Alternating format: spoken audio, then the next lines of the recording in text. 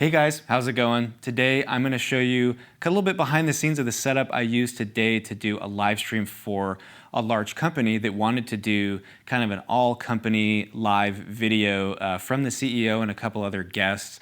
So I'm going to show you how to do kind of a temporary live stream setup using something like Zoom or Microsoft Teams to like up level a live stream from just a basic laptop video and audio. So let's take a look. All right, so real quick, let me set the scene. We're in a conference room, kind of boardroom style room. It's not the most ideal setting, but we do have a clean wall here.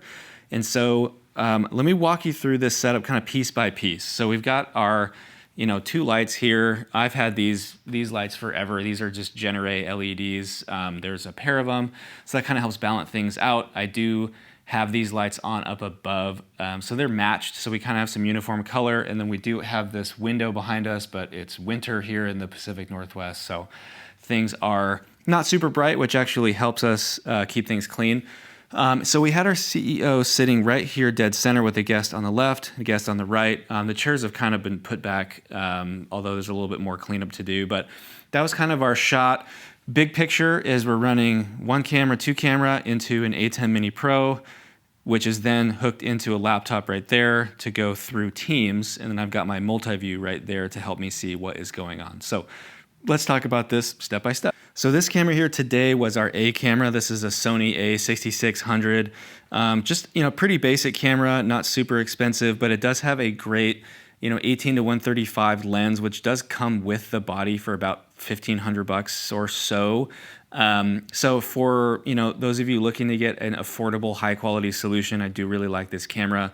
It does, work. The only catch with it is that you have to use a micro HDMI adapter, which I've got right here. So this guy actually runs down, actually I think it ran all the way into the ATEM here. So it's got a full-size HDMI on this side, and then a micro HDMI right here, which again, not my favorite feature, but if you can overcome that, you can charge it and not rely on the battery, because we run about an hour live, and so you can get about that long on a battery in a Sony, but it's close, and I hate worrying about it, so we'll just get the battery adapter. It's a really short cable if you use the one that comes out of the box, as you can see here, so I had to run a power strip into a power strip off of that guy down there, which again, I don't love doing that, but you gotta do what you gotta do sometimes. Quick and dirty, setting this up in about 90 minutes this morning, so it's always a bit of a rush. And then camera 2 is my tried and true GH5. I'm holding my other one right here in my hand right now. I've had these for 5 or 6 years now. I really love them. They work great. The problem is I use prime lenses only, so this is a 25 millimeter prime, which is a 50 equivalent. So it's really clean and clear, but it doesn't let me resize the image very well. So that's why I pair these up, even though, two GH5s have more color accuracy. The zoom lens to me is more important. So you got a full-size HDMI here. All you have to do inside the GH5 is just tell it to not put the HDMI display on the output. Same with the Sony. They'll both default to showing you an exact copy of this on your multi-view, which you don't want. And so if you can just disable that in the settings, you'll get a clean HDMI out, which we can see both of them right here. Obviously not the most exciting things in the world, but you've got a clean image that, isn't flickering, doesn't have any data on it, anything like that. Obviously you got your image out.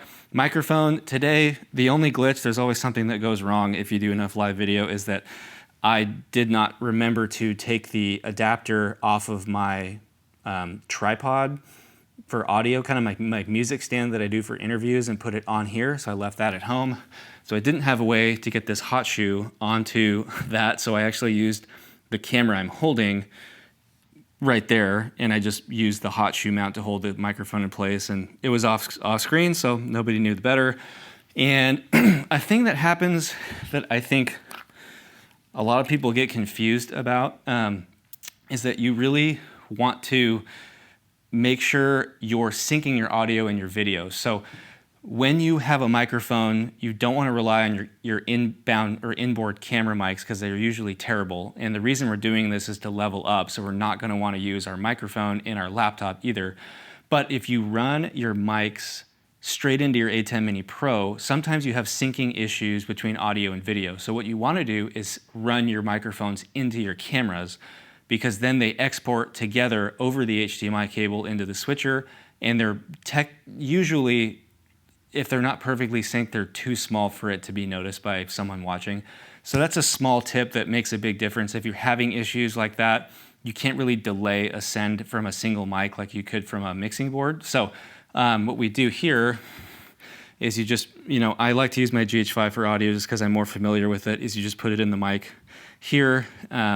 So I've got an adapter from my XLR that's going to step down XLR right here into 3.5 millimeter, run that into the input. If you have a GH5, a lot of times you'll see the headphone port and people will put it in there. That's your output, so just heads up on that.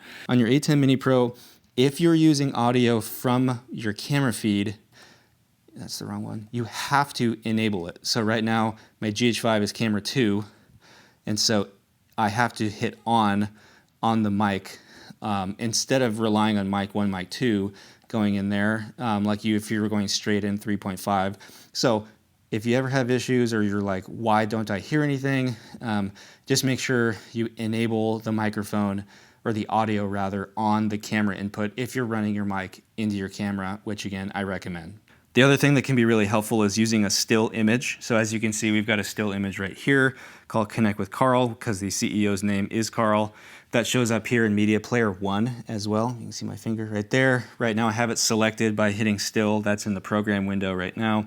Just drag and drop the PNG into the Media Player page of your ATEM software control, and then it's going to be there. And the one that's highlighted, there's always one that's designated as like the default image. That's the one that shows up when you press the still button. So just make sure the one you want is either the only one in there, which is what I did, or it's going to be your default, primary image that will go. Otherwise, you're going to have to actually use the software while you're presenting to make sure you select the right image. So little pro tip there to keep things simple and not have to use multiple softwares simultaneously. Just keep it on the buttons. I like that better, but that's me. All right, the last thing is actually turning this into a meeting people can join that's working. So you'll notice that I've got a USB-C tether from the ATEM Mini Pro to my MacBook Pro.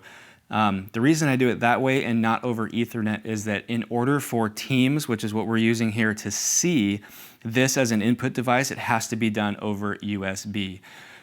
So I'll show you real quick right here. When you start a meeting in Teams, this works in Zoom as well. You just want to go to your device settings, which you can see right here, and you're going to want to go for microphone, Blackmagic Design, which is what's coming in, and then for video settings, camera, take it off of your default camera and say Blackmagic Design. You have to do it for both because you want both audio and video to be defaulted to your USB input here.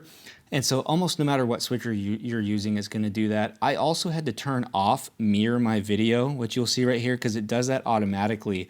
But if you have that on, obviously it's going to reverse your graphics. So just make sure that's disabled. You'll find out right away that it's doing that, and it's an easy fix.